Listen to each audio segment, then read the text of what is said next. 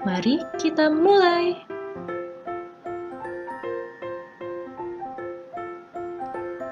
Nah, kalian tahu nggak sih apa itu perubahan sosial?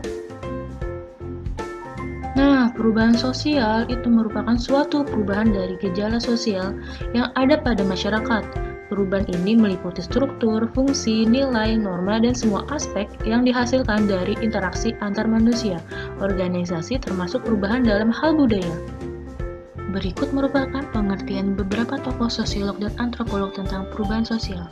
William F. Urban, Kingsley Davis, MacIver, Gillin, Silo Somerjan,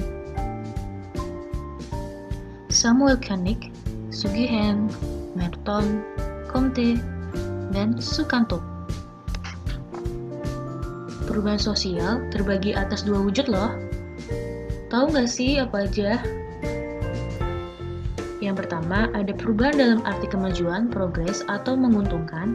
Dan yang kedua, perubahan dalam arti kemunduran, regress, yang membawa pengaruh kurang.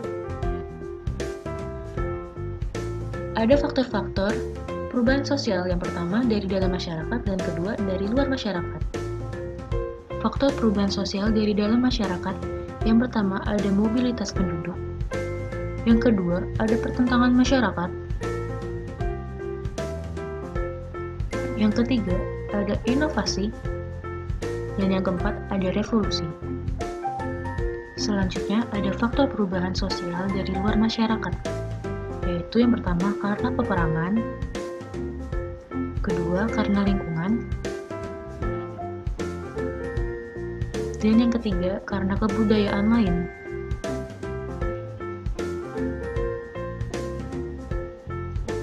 Nah, sekarang kita bahas mengenai bentuk-bentuk perubahan sosial.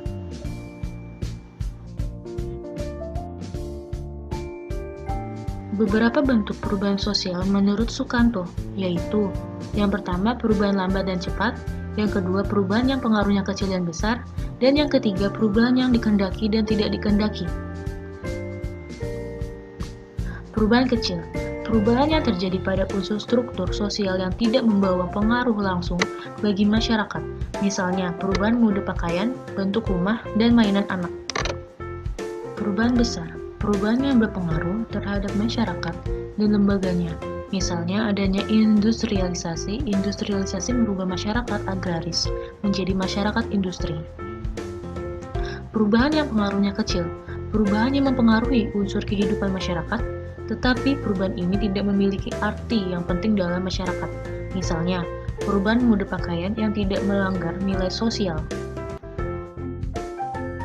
Perubahan yang pengaruhnya besar, perubahan yang dapat mempengaruhi lembaga yang ada pada masyarakat. Misalnya, perubahan sistem pemerintahan yang mempengaruhi tatanan kenegaraan suatu bangsa. Perubahan yang dikehendaki, perubahan yang memang telah direncanakan sebelumnya, terutama oleh pihak yang memiliki wewenang untuk mengeluarkan kebijakan, misalnya penerapan program keluarga berencana atau KB. Selanjutnya, ada perubahan yang tidak dikehendaki.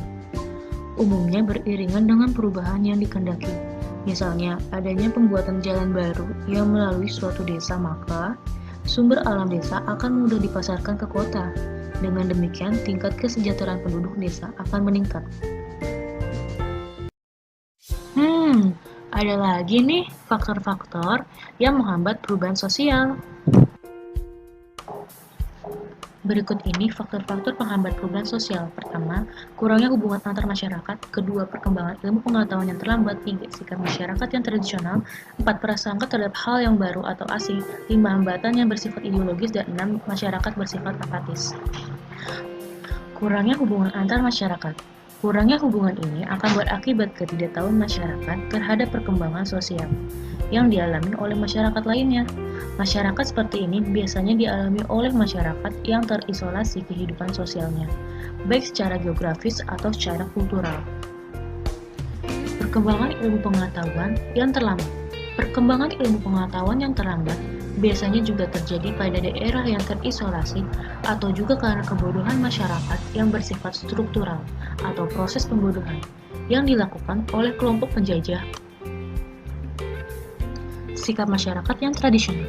Sikap ini biasanya terjadi pada masyarakat yang konservatif atau kaum yang terlalu mengagung-agungkan kebudayaan masa lampau, yang bersifat mulia, patut, layak, sehingga kebudayaan ini harus dipertahankan mati-matian.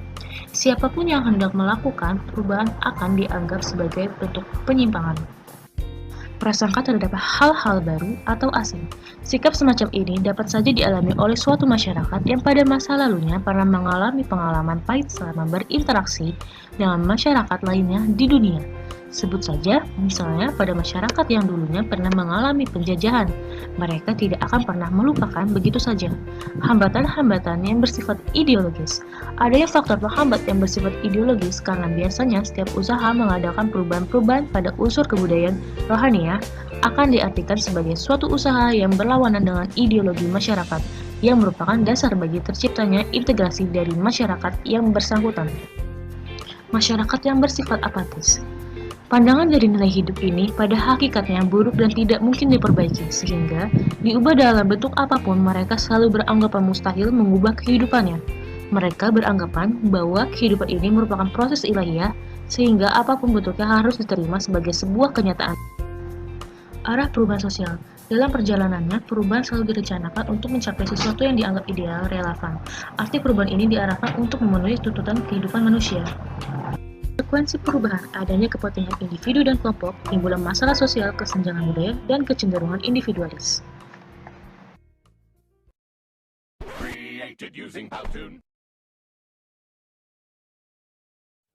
6 tahap perkembangan moral menurut Kohlberg.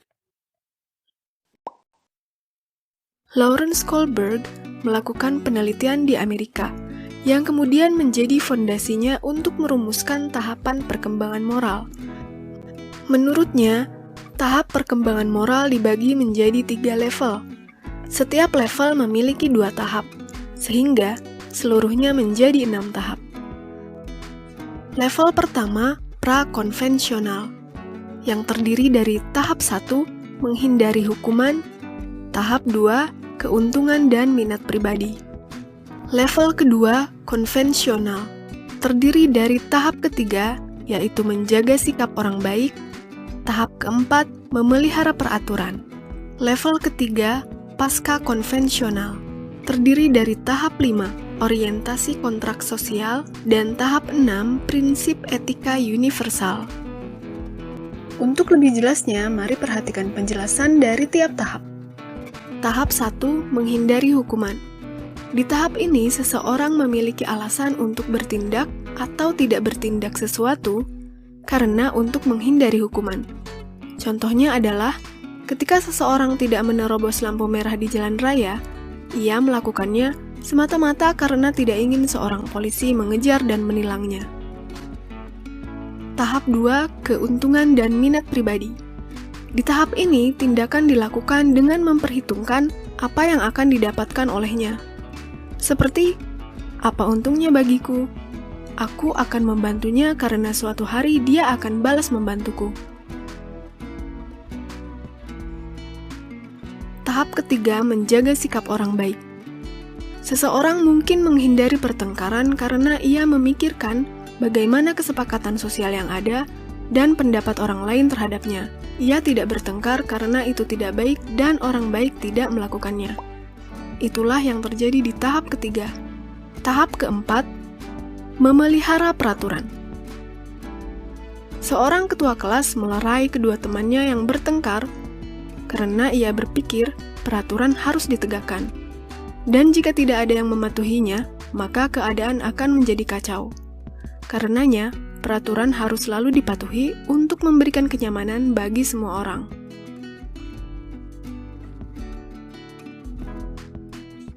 Orientasi kontrak sosial. Dalam tahap ini, seseorang menyadari bahwa setiap orang memiliki latar belakang dan situasi berbeda. Ia berpikir bahwa tidak ada yang absolut atau pasti ketika melihat sebuah kasus. Hak-hak individu harus dilihat bersamaan dengan hukum yang ada. Prinsip etika universal. Tahap ini adalah tahap yang menggambarkan prinsip internal seseorang.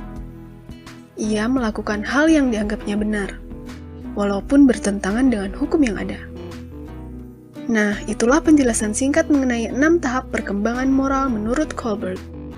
Sekian video tugas project dari kelompok kami. Thank you for watching.